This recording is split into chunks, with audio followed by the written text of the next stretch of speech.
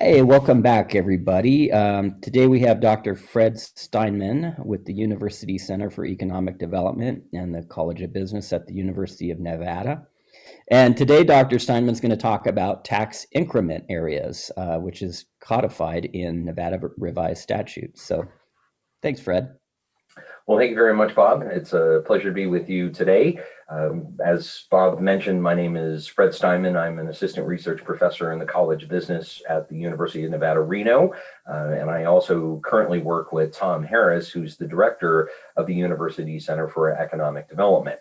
And today I'll be talking about tax increment areas as defined and outlined in Nevada Revised Statute, Chapter 278C. Tax increment areas are part of a larger toolbox that the state legislature and the state government has created and put into state law that local governments, city governments, county governments can utilize to finance a variety of community and economic development efforts, as well as projects, services, and individual programs. There's a little bit of a saying in the world of community and economic development that the ability to write a check is everything.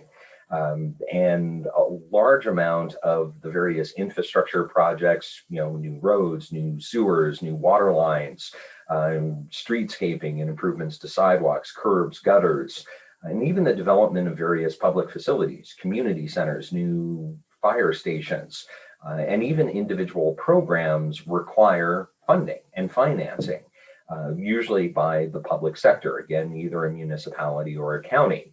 And over the last decade or so, really coming out of the Great Recession of 2008-ish into 2010, one thing we've seen throughout the state of Nevada, be it for a city or a county government, is that there's been a lot of pressure on the general fund revenue that local municipalities and counties collect on an annual basis to fund all the things that a city and county government provides the citizens and even visitors to their jurisdiction. As a result of that pressure and kind of tightening, constricting on predominantly property tax and sales and use tax revenue, the legislature over a number of individual legislative sessions have created this toolbox that individual local governments can utilize to finance very specific infrastructure projects or individual services and programs that the city and the county has to provide to support the overall development and growth of a community. Tax increment areas, or TIAs, is one of those tools in the toolbox. And as I previously mentioned, all the things that you need to know about tax increment areas in terms of formation of a tax increment area, the utilization of a tax increment area, and how to administer and manage a tax increment area are all found in Nevada Revised Statute, Chapter 278C. Before I kind of jump into the meat of the presentation, it's kind of important to think of tax increment areas, and I might be stepping on some toes when I say this, but I've always considered tax increment areas kind of a poor man's redevelopment district. So redevelopment districts, redevelopment agencies, as outlined in Nevada Revised Statute, Chapter 279, is a very broad power that is given to local municipalities and county governments throughout the state to finance a variety of urban infill, economic development, and revitalization efforts. Tax increment areas work along a very similar principle, in that once we define a specific geographic area, a district that we want to finance certain infrastructure projects or the creation of new services and new programs, we can utilize various financing tools like a redevelopment district and agency to capture incremental property tax revenues that are generated over time from that geographic area to finance all the things that we want to finance, to alleviate and mitigate blighting conditions, to encourage economic development and growth, and to a certain degree, even to encourage infill development as opposed to just allowing continued suburban and ex-urban sprawl and development to occur. tax increment areas, again, as outlined in Nevada Revised Statute, Chapter 278C, operates along the same principle in that we begin by identifying a specific geographic area, an area that, if approved, would become a tax increment area, or TIA. Once that district or area has been established, the jurisdiction that establishes the tax increment area is now empowered to capture incremental property tax revenues that will be generated from new development within that geographic area to finance things like infrastructure, services, and programs, and all the things that are necessary to support that new development that may occur within the tax increment area. Now, I joke and I say that tax increment areas are, the poor man's version of redevelopment, only because tax increment areas are very restricted relative to redevelopment, as outlined in NRS Chapter 279. When it comes to the specific things that a tax increment area can finance, as well as in terms of the amount of incremental property tax revenue that the TIA can capture. And that's probably contributed, to the fact that tax increment areas have become a fairly underutilized tool within the toolbox. As I mentioned, county governments and city governments, municipalities throughout the state of Nevada, every single one of them is authorized by Nevada state law to create a tax increment area. But really, over the last several years, we've seen existing tax increment areas expire and not be renewed. And we've seen probably more usage of the special assessment district, as outlined in NRS Chapter 271, or even the use of the general improvement district, or GID, outlined in NRS Chapter 318. According to the Nevada Department of Taxation, their annual report from the last full fiscal year at the time of recording this podcast, fiscal year 2019-20, there wasn't any existing and active tax increment area being administered by a county government in an unincorporated part of any county throughout the state of Nevada. That's actually down from about 5 years ago, when I think there were about 2 or 3 tax increment areas being operated and administered by county governments. So again, we've seen kind of county governments throughout the state walk away from the utilization of tax increment areas. According to the same annual report that the Department of Taxation produces, it looks like there are only 2 active tax increment areas operating throughout the entire state of Nevada. The first one being in the city of Henderson, which utilizes a very specialized part of the authorizing statutes for tax increment areas in partnership with Nevada State College. And I'll talk about that one a little more specifically as we get through the presentation. And then the city of Sparks continues to utilize a tax increment area to continue to finance the construction of new infrastructure as part of the Kiley Ranch development. And they've named their tax increment area the Kiley Ranch Tax Increment Area. Not a lot of creativity there, but that's what we do in local government.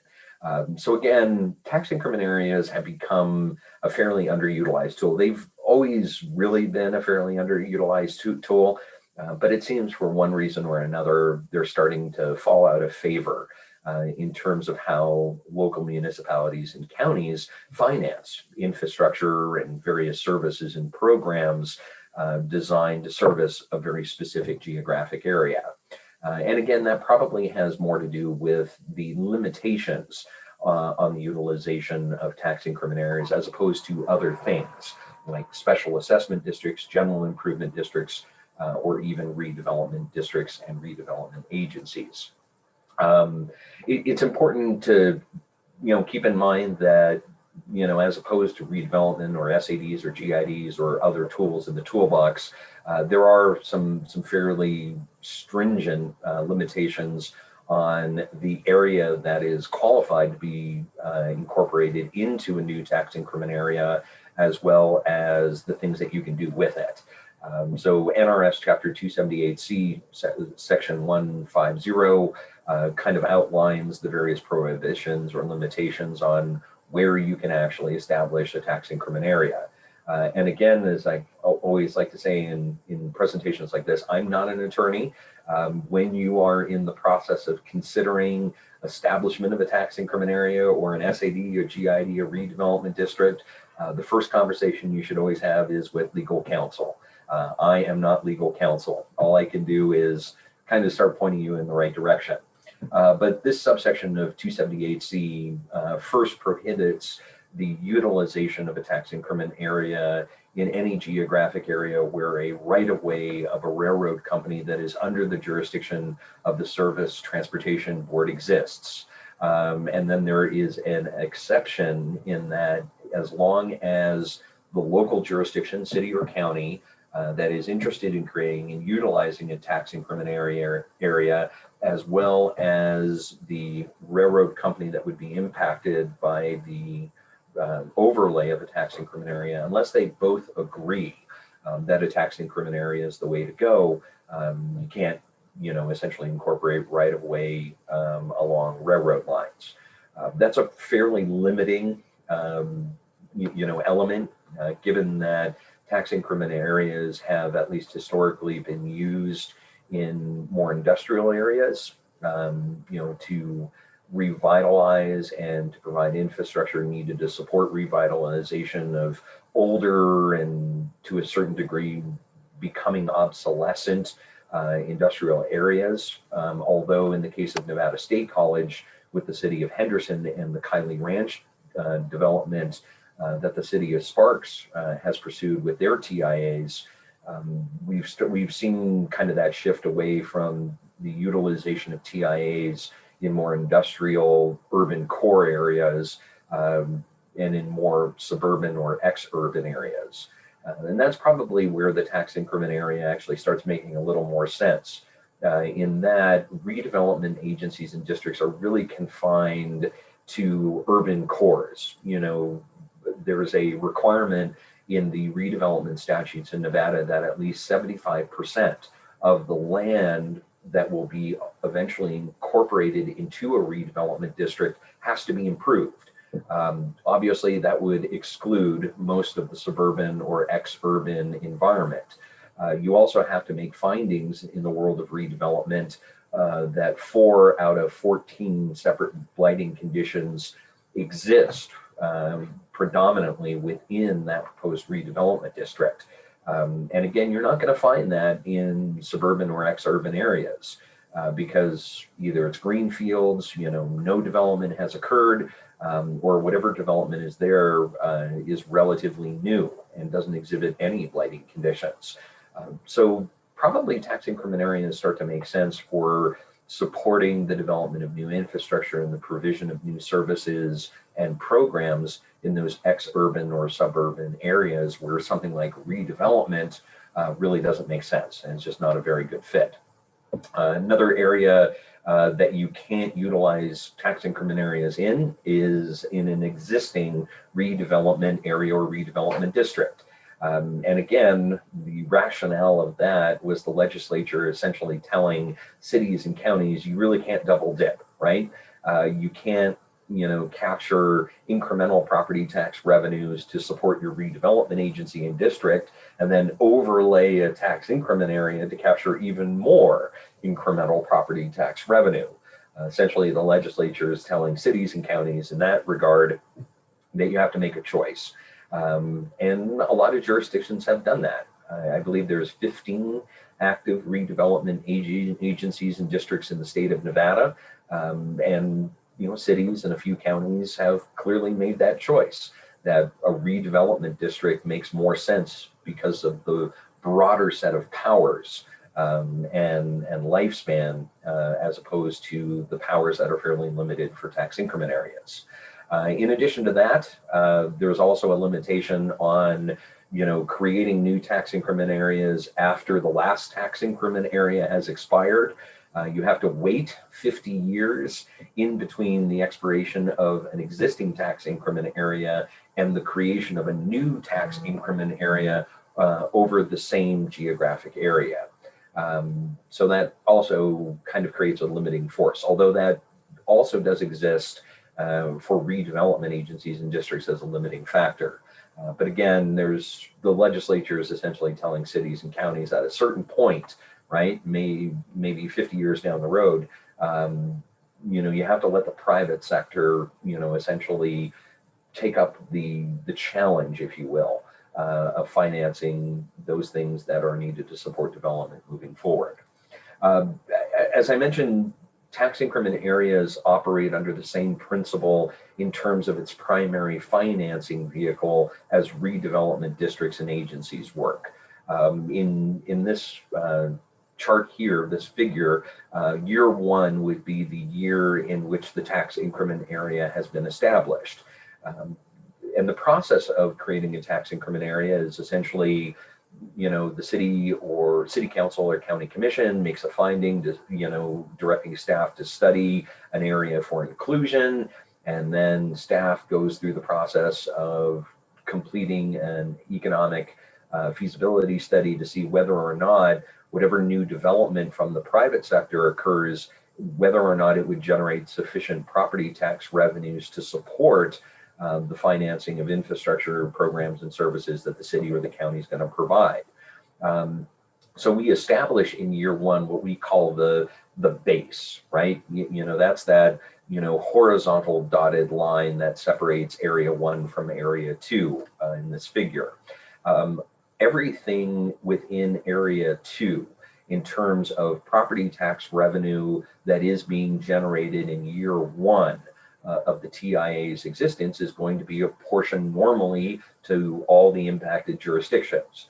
So if you look at your property tax bill, you're going to see that, take for me example, my house here is located in the city of Reno, and I pay property taxes every year, on a semi-quarterly basis or every couple of months.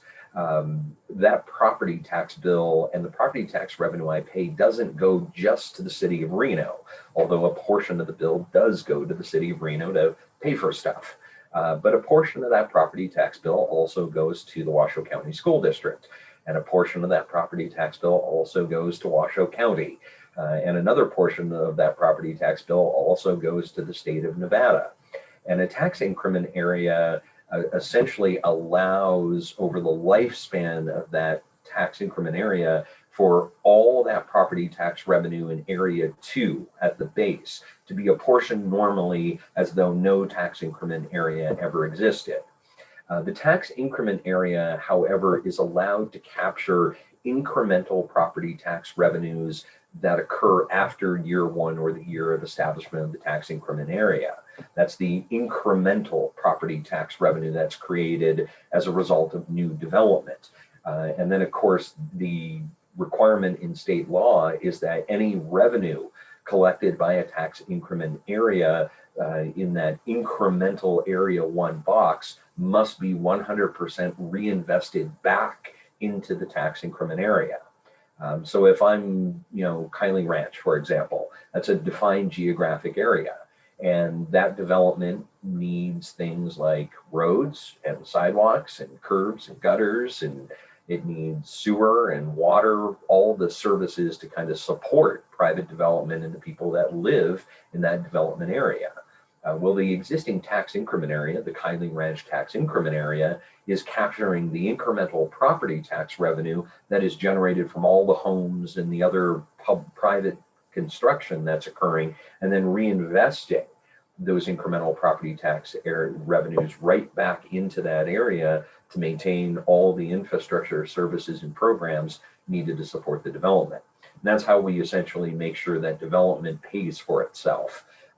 In that we're generating revenue sufficient to cover the cost of infrastructure needed to support the project. And again, given the limitations that we've seen creep into local government budgets over the last decade or so, this certainly makes sense, because you can again localize the cost of those services that are produced by private development. The difference between tax increment financing for a tax increment area versus a redevelopment district is that if, say, the city of Reno created a tax increment area, it could only reallocate its fair share of incremental property tax revenue that would go to the city of Reno, as opposed to redevelopment, where once a redevelopment district is established, again, say in the city of Reno, the City of Reno Redevelopment Agency is able to capture the incremental property tax revenues that would go to the city, to the county, to the school district, and to the state. That's not the case in tax increment areas. The City of Reno would only be able to reallocate and capture its own share, the City of Reno's share of the incremental property tax revenue, which means the school district, the county, the state, they are unaffected by the establishment of the tax increment area. Now, you might be asking yourself, well, why then create a tax increment area? If I'm the city of Reno and I can't grab the property tax increment that's generated for the school district and the county and the state, what's the point? And that's a good question. And that's probably why jurisdictions have started to move away from the use of tax increment areas. But an underlying reason to that is that, again, it allows the city to essentially localize the cost of infrastructure services and programs, and essentially create a dedicated revenue stream to support those costs that is outside the general fund of the city of Reno or any other municipality or county in this example. Again, it reduces the risk that in, say, year 20 or year 17 or year 3 of that tax increment area, that the city is going to have to dive into its general fund to essentially pay for infrastructure in that designated geographic area called the tax increment area. So really, it's a vehicle in which a city or a county could isolate risk when it comes to the cost of infrastructure and make sure that those property owners within that tax increment area are paying, specifically for the cost of infrastructure that they're consuming, and not necessarily requiring property owners from outside that area to shoulder the cost through the normal public budgeting and property tax system. But again, that's another reason why I kind of refer to tax increment areas as a poor man's redevelopment, in that the revenue stream via tax increment financing that can be generated via a tax increment area is significantly less than what a redevelopment agency could create. But there are situations, and we've seen situations, right? Nevada State College in the partnership with the city of Henderson, the city of Sparks with the Kiley Ranch development area, where a tax increment area actually made sense for the specific things that both of those TIAs wanted to achieve. When it comes again to the permissible projects, the things that a tax increment area can finance via its limited tax increment financing powers, NRS chapter 244A, and I've listed all the individual subsections, outlines specifically what a tax increment area can finance. And for county governments, this is it. You can't do any more than the things listed here in terms of what you can finance via a tax increment area. So county governments are pretty limited to the use of a tax increment area. They can finance a flood control project, an overpass project, new sewage infrastructure, new streets, underpass projects, or a water project. And I won't go into the details of how they're individually defined in Chapter 244A of the Nevada Revised Statutes. Again, the subsections or the sections are listed here, and you can read those at your leisure. But again, as opposed to redevelopment, or even other things like a special assessment district under NRS Chapter 271, the tax increment area for county governments is very, very limited. And it is a single purpose.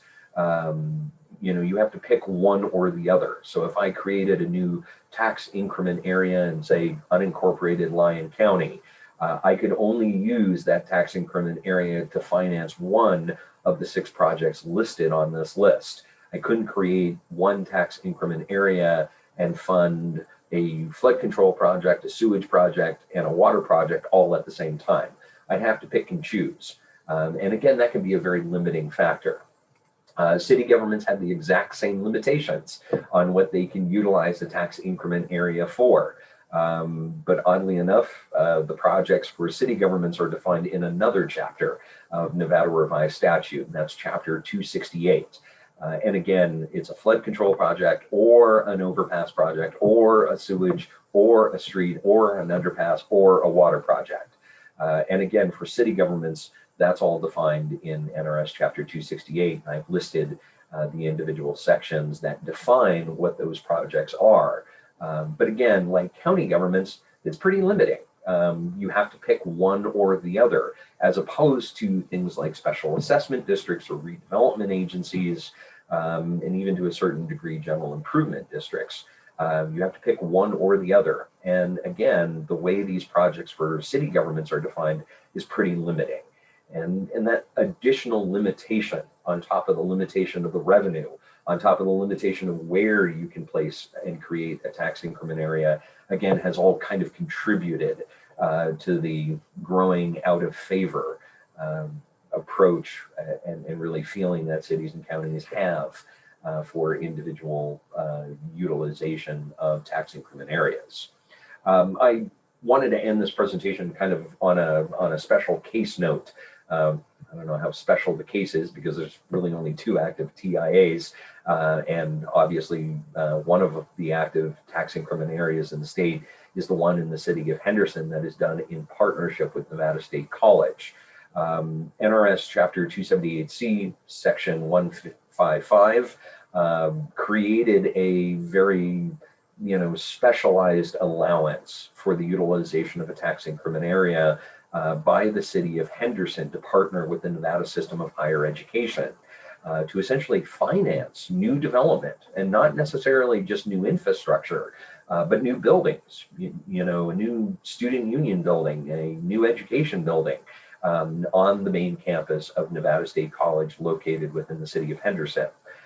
I think the tax increment area that has been established in Henderson in partnership with Nevada State College covers the entire Nevada State College main campus, as well as I think it's about 400 to 500 acres of privately owned land. And the general agreement allows the incremental property tax revenues that are generated from the 400 or so acres of privately owned land, new housing, new commercial development. I think there's even plans for some hotel and accommodation development. The city of Henderson's incremental portion of property tax revenue that's being generated from all that new private development around Nevada State College is essentially being transferred to Nevada State College, and they're allowed to use those funds to either bond against, to build a building, to make improvements to the campus, common areas and access roads, parking lots, improving basic infrastructure, all the things that you need when you're building a university or college campus. The statute does specifically reference Nevada State College, although there's been some debate on whether or not the legislature could essentially take Nevada State College out of the language and just say Nevada System of Higher Education, which could potentially open the door for the other campuses of the Nevada System of Higher Education to kind of follow the Nevada State College City of Henderson model.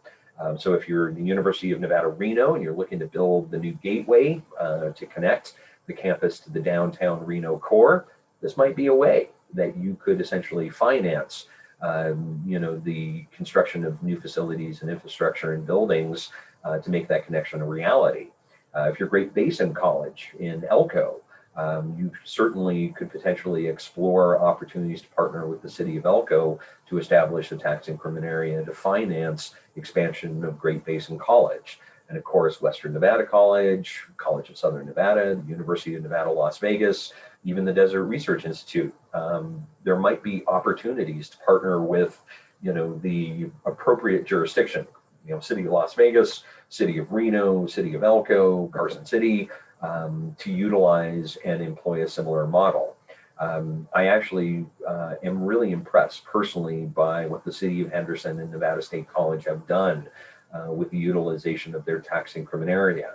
It's really in a lot of ways allowed Nevada State College to jumpstart its development and growth and expansion to serve a very large student body, and a student body that has grown considerably over time. And it's also provided opportunities for the city of Henderson to incentivize some infill development around the existing main campus of Nevada State College, taking essentially vacant and underutilized land and increasing the productive use of that land. But again, in that case, only the city of Henderson's portion of incremental property tax revenues can be captured. Clark County, the Clark County School District, the state of Nevada are all receiving their fair share under the allocation of property tax revenue from all that new development around the Nevada State College campus in Henderson. But it's a tool in the toolbox. And that's why we're talking about these things, because there may be situations where a tax increment area makes a lot of sense. Just understand that there are limitations, there's restrictions, but we have seen the tax increment area be used effectively in the past to, again, isolate cost, localize cost, as well as to incentivize new development and to finance all the things that go along with community and economic development efforts. So thank you, Bob, for having me today. Look forward to our next discussion. Yeah, absolutely. I just have a quick question. I know you kind of talked about this, but reading the tea leaves, if we're going to see more of these TIAs, they're going to have to be pretty niche type projects. Is that fair to say? And that's always been the case with tax increment areas. Again, I don't want to step on anybody's shoes, because I really am impressed with what the city of Sparks and the city of Henderson have done with their tax increment areas. But the powers and the financing component of a tax increment area are very, very limited.